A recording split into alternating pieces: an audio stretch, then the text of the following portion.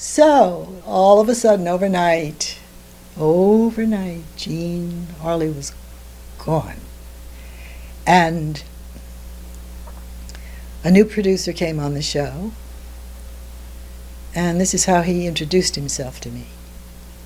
I saw this furious somebody in an Ernest Hemingway safari suit stamping across the set, looking like he was about to smack me in the face, and he came over and he said, so close that his spit flew in my face, and I had to pin my arms to my hands because I didn't want to wipe off my face because I knew that would be taken as an insult. He said, "Get that hair off your neck. You're the DA."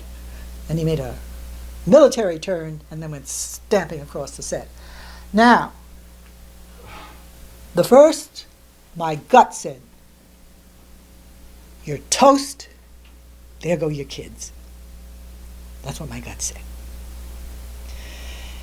Then my head said, "This can't be happening. You've been too valuable to this show. This can't be happening." Well,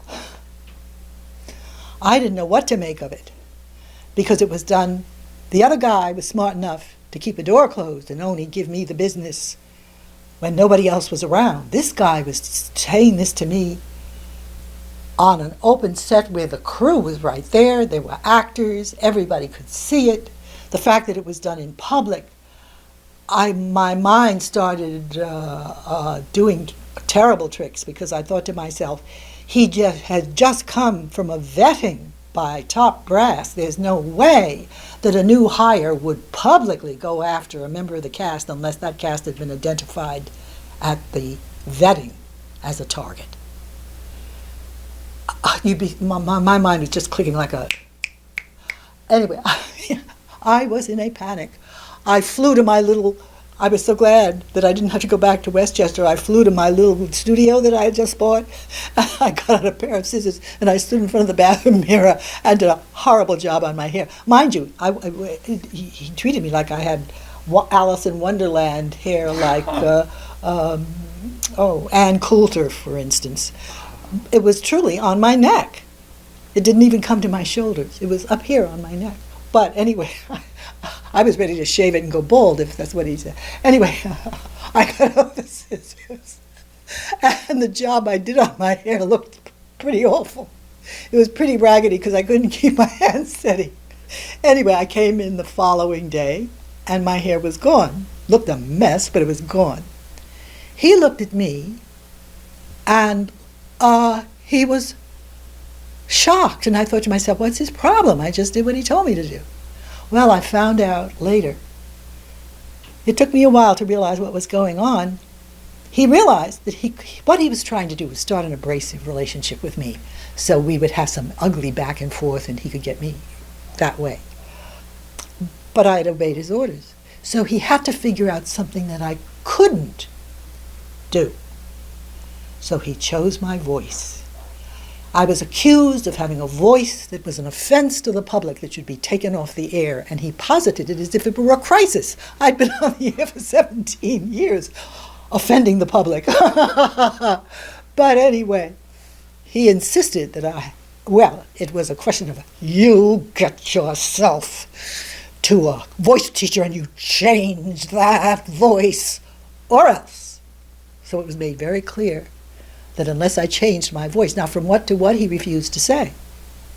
He told both directors, Peter Miner and David Pressman, he tried to enlist them in getting after me to change that voice. They refused.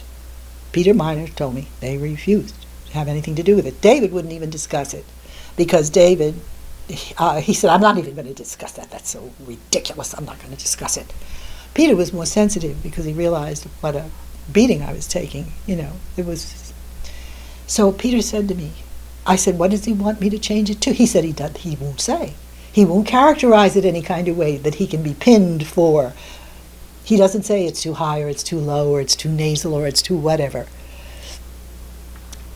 So he said, but here's a voice teacher. He said, I know this is crazy. He said, if you start with a voice teacher, You'll be obeying his orders. What can he do?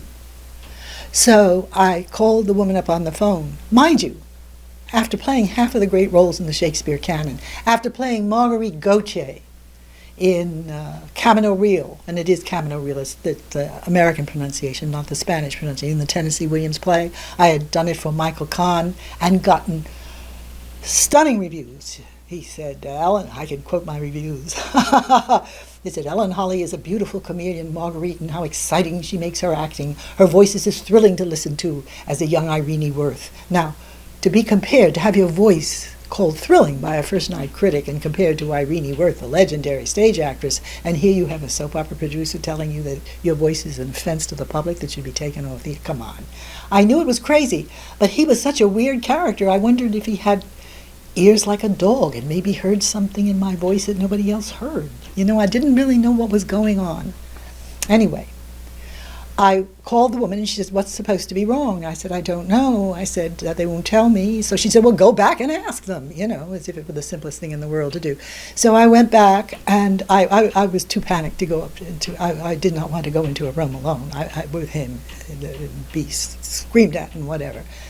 I saw him at the coffee urn one day and I said, I've called up a voice teacher and I'm hoping to study with her. Could you tell me what is supposed, she wants to know what's wrong with my voice. Could you tell me what she should be working on? He said, I can't put my finger on it, but you better do something about it. That's an exact quote. Now look, actors can't hear themselves because their voice resonates in their head. Nobody hears themselves. Their voice resonates in their head. So they hear something, every human being hears something different than somebody outside that doesn't have that resonant thing. Nobody knows how they sound. If he can't put his finger on how I sound, how am I supposed to put my finger on how I, you know, I mean, it was all such nonsense. All it was about was to find something that he could beat me to death with over and over and over and over again, so that when there were only 2 or 3 days to the close of my contract, he could call me up in the office and say, first thing in the morning, real sadistic guy. I mean, even somebody who's will tell you at the end of the day so that you can escape. In 1988, I had heard nothing from her at all. She had never said anything. Nor ABC never, the network never acknowledged that I was. The only people who gave me flowers were, and the people I cared about, really. The other actors, the ladies in wardrobe, guys on the crew, the hairdressers, you know, these were all the security guards. These were the people that gave me all my bye-bye bouquets. I got nothing. The management turned their backs and behaved as if this just hadn't happened. Okay.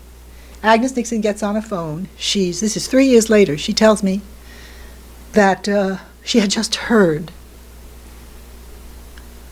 I know.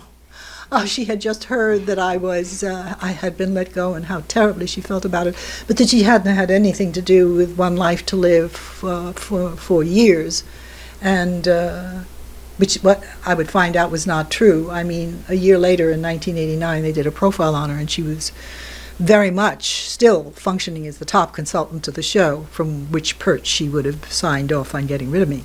Anyway, she asked me she said, there are only 2 people, I want you to know how important it is to me for you to come. There are only 2 people from my entire career that I am inviting to share this with me, you and Susan Lucci. So, anyway, she... somewhere around here, I have she sent me her remarks in the mail that she was going to deliver at the museum. And I have a copy. I'll show you. It's only 30 pages long, and she goes into everything, her childhood in Tennessee and all the things that she wrote before she finally was asked to do her own shows and all the various shows that she did and what have you. In that 30 thing, she spends 4 pages talking about me. She always talks about me. She talked about me up at Harvard, you know, the other day. I'm her historical legacy. She keeps talking about me. It's almost like she has a double life. I'm the person she always talks about, The other people are the people that she always pays. Anyway, between Susan and Lucci and me, we were the two, we were presented. If you read her remarks, which I still have a copy, I'll give you a copy to keep. You can read all her remarks. She presents us as the two most valuable stars she ever worked with. And the audience would never have dreamed how different our situations were. These were my annual salaries. As reported on my after-annual earnings statements, I think they're net rather than gross, but you will still get some idea. These are all for almost 8 years in the $20,000s, $20,000 a year. I make more here than I do 4 years later. I told you, come 1971, I was pulled back and marginalized. The only reason why it gets better is because this is around the time that it gets doubled.